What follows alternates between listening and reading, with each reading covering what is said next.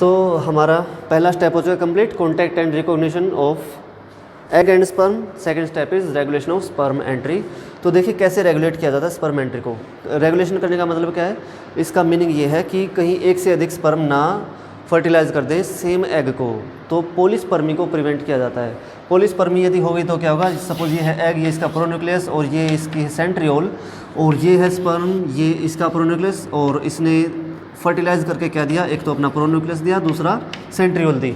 जब ऐसा होता है तो आफ्टर फर्टिलाइजेशन जो एग का सेंट्रियोल है वो डिग्रेड हो जाता है, और जो स्पर्म द्वारा दी गई सेंट्रियोल है वो डिवाइड करती है, और दूसरी सेंट्रियोल अपोजिट साइड पे चली जाती है, और फिर ये क्या करती है, स्पिंडल फॉर्मेशन करती है, और साइटोकिनेसिस होता है, सेल डिवीज़न होती है। ठीक है, और ये एंडोमिक्सिस, इन दोनों का फ्यूज़न एंडोमिक्सिस होता है। अब यदि मल्टीपल स्पर्म फर्टिलाइज कर दें तो हर एक स्पर्म अपना एक प्रोन्यूक्लियस देगा और एक अपनी सेंट्रियोल देगा, और सारी की सारी जितनी भी सेंट्रियोल इसके पास एक्स्ट्रा आई वो सब डिवाइड करके अपोजिट पोल पे जाएंगी। और यहाँ पर नॉर्मल केस में क्या होता है, 2 सेल बनते, और जो न्यूक्लियस है वो भी, न्यूक्लियर मेटेरियल भी इक्वली डिस्ट्रीब्यूट हो जाता है दोनों के पास। परंतु in case of polyspermy, due to the presence of these multiple centrioles, यदि 2 स्पर्म ने फर्टिलाइज कर दिया तो सीधे 4 ही सेल बन जाएंगे। और ट्रिप्लोइड कंडीशन थी यहाँ पर, तो होगा क्या, या तो किसी के पास न्यूक्लियस जाएगा या फिर न्यूक्लियस जाएगा ही नहीं, और ये जो स्थिति होगी, किसी के पास 3 चले गए, तो ऐसी स्थिति में ये वाइएबल नहीं होगा, ऑर्गेनिज्म मर जाएगा, मतलब सर्वाइव नहीं करेगा। तो इसलिए स्पर्म की एंट्री को रेगुलेट किया जाता है। जैसे ही एक सिंगल स्पर्म फर्टिलाइज कर दे एग को, तो बाकी के स्पर्म को घुसने से रोक दिया जाता है। That is known as block to पोलिस्पर्मी।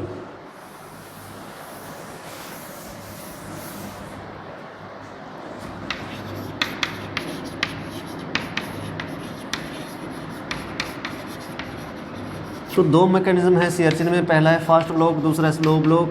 Fast block के केस में क्या होता है, कोई भी सेल जब किसी ना किसी लिक्विड एनवायरनमेंट में होता है तो उसकी प्लाज्मा मेम्ब्रेन के पास अंदर की तरफ बहुत सारा नेगेटिव चार्ज एक्यूमुलेट हो जाता है और बाहर की तरफ पॉजिटिव चार्ज एक्यूमुलेट हो जाता है, जिसको कहते हैं depolarized state of plasma membrane. 2 poles बन गए, पॉजिटिव और नेगेटिव।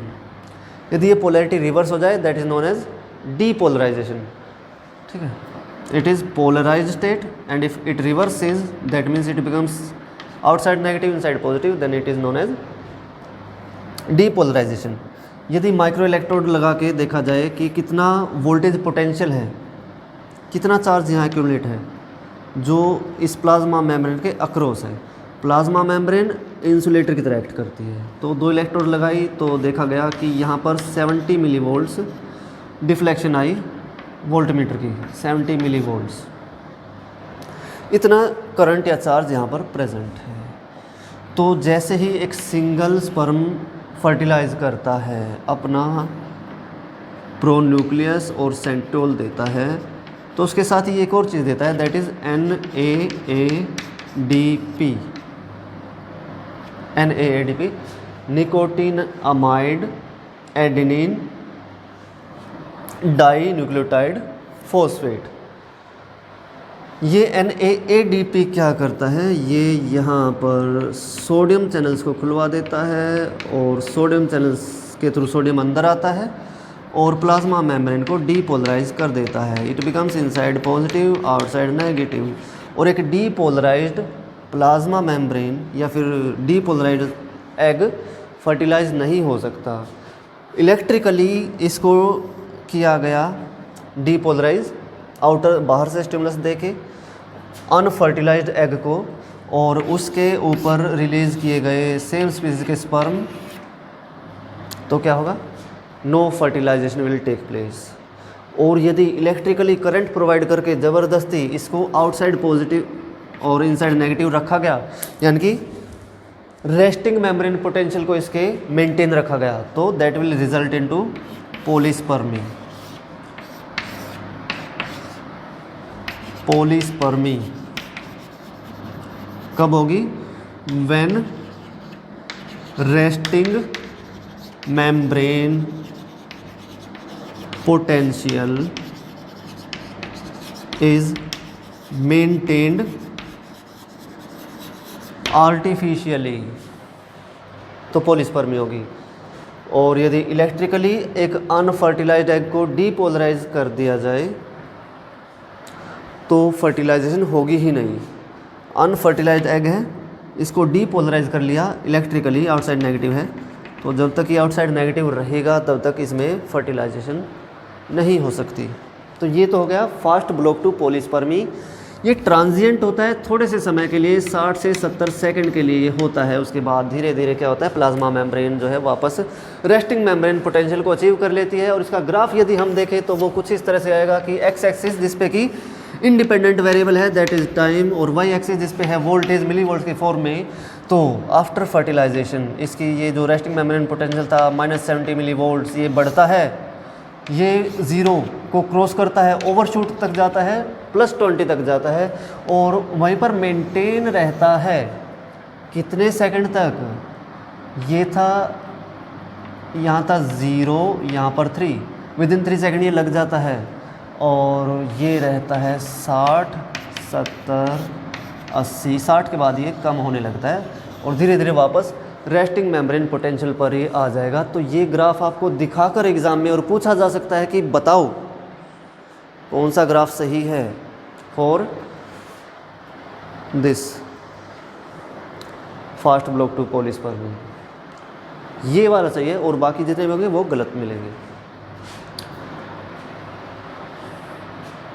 नेक्स्ट चलते हैं स्लो ब्लॉक टू पॉलीस्पर्मी।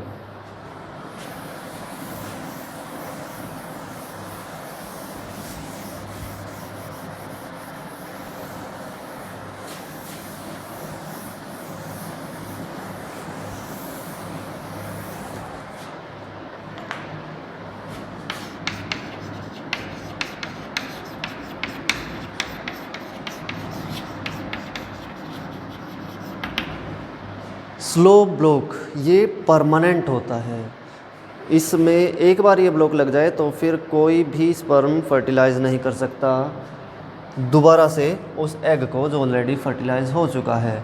इसमें इन्वॉल्वमेंट होती है कोर्टिकल ग्रैन्यूल्स की। तो जो एग होता है उसके कोर्टिकल साइटोप्लाज्म में 15,000 के आसपास 15 सहस्र छोटी छोटी वेसिकल्स होती हैं which are known as cortical granules.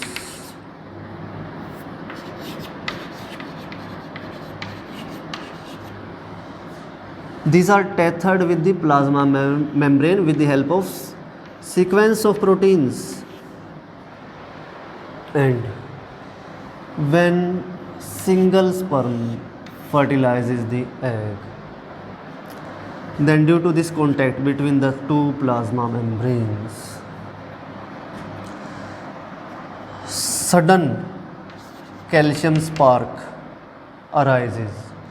यहाँ पर कैल्शियम निकलनी शुरू होती है और ये इस तरह से फैल जाती है, कैल्शियम स्पार्क। ठीक है, इस कैल्शियम के कारण क्या होगा, एक्सोसाइटोसिस होगा। किसका, इन वेसिकल्स का। जहाँ से फर्टिलाइजेशन हुआ वहाँ से एक्सोसाइटोसिस होना शुरू होगा और ये पूरा ऐसे फैल जाएगा पूरे सरफेस पे एग के।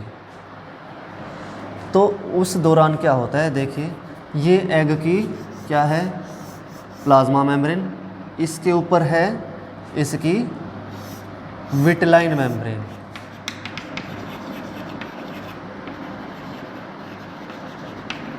विटलाइन मेम्ब्रेन पे क्या है, EBR, बाइंडिन रिसेप्टर्स। बाइंडिन रिसेप्टर्स के थ्रू बाइंडिन जुड़ा है और बाइंडिन से जुड़ी है प्लाज्मा मेम्ब्रेन स्पर्म की, और स्पर्म जुड़े हुए हैं बहुत सारे। ठीक है, तो इसको मिटा देता हूँ मैं अब। ठीक है,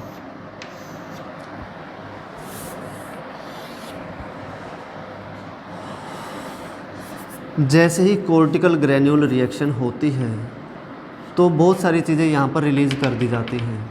क्या क्या रिलीज़ किया जाता है, पहला है म्यूकोपॉलीसैकेराइड्स, दूसरा CGSP cortical granule serine protease, तीसरा UDX1, चौथा ओवो पेरोक्सीडेज, पांचवा हाइलिन, छठा ट्रांस ग्लूटामिनेज। और भी बहुत सारे एंजाइम्स यहाँ पर रिलीज़ किए जाते हैं। म्यूकोपॉलीसैकेराइड्स ये स्टिकी होते हैं, विस्कस होते हैं, ये वाटर को एब्जॉर्ब करने लगते हैं और स्वेलअप होने लगते हैं। तो जब ये स्वेलअप होते हैं तो क्या होगा, ये विटलाइन मेम्ब्रेन रेज हो जाती है। अब रेज हो जाती है तो ये स्थान स्थान पर जुड़ी होती है प्रोटीन्स की हेल्प से, ठीक है। तो ये जो CGSP है ये इन प्रोटीन की पोस्ट्स को काट देता है क्योंकि प्रोटीएज है, और ये EBR को भी काट देता है, जिसकी वजह से जो ये स्पर्म जुड़े हुए थे जितने भी, वो सब रिलीज़ हो जाते हैं यहाँ से। और ये विटलाइन मेम्ब्रेन भी लूज़ हो जाती है क्योंकि इनके बीच की प्लाज्मा मेम्ब्रेन और विटलाइन मेम्ब्रेन के बीच के जो कनेक्शंस हैं उनको काट दिया गया with the help of CGSP। तो हमने CGSP का काम देख लिया, म्यूकोपॉलीसैकेराइड्स का काम देख लिया, रह गया हाइलिन। हाइलिन क्या करता है, इसमें विटलाइन मेम्ब्रेन में एक लेयर बना देता है एडिशनल हाइलिन, बहुत सारे हाइलिन पॉलीमराइज करके, और ये बन जाती है फर्टिलाइजेशन मेम्ब्रेन। पहले ये थी विटलाइन मेम्ब्रेन, अब बन गई फर्टिलाइजेशन मेम्ब्रेन या फर्टिलाइजेशन एनवेलप, ठीक है। So this becomes fertilization envelope. ये अब ये सब क्या करते हैं, हाइलिन का हमने देख लिया, हाइलिन हो गया।